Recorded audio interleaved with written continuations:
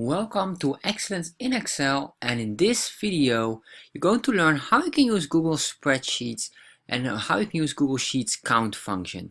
So the count function is very useful to analyze quickly if you have any open values. So what does the count function do?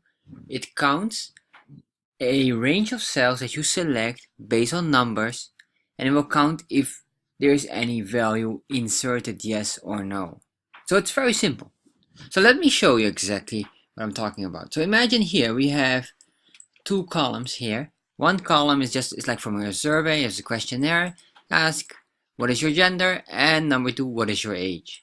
So you want to analyze this. So how can you analyze to make sure how many people filled it up? Well, very simple. You just put in here count and then open parentheses. And then you just select all the values, your range. Once you did that, enter, and you can see now in total we have 9 values. So what happened if we select age as well? Instead of B2, let's put it to B1. And even if it's B1, it still calculates it as 9 values. And the reason why is the count function works based on works based on numbers only. So if we have here text like hello,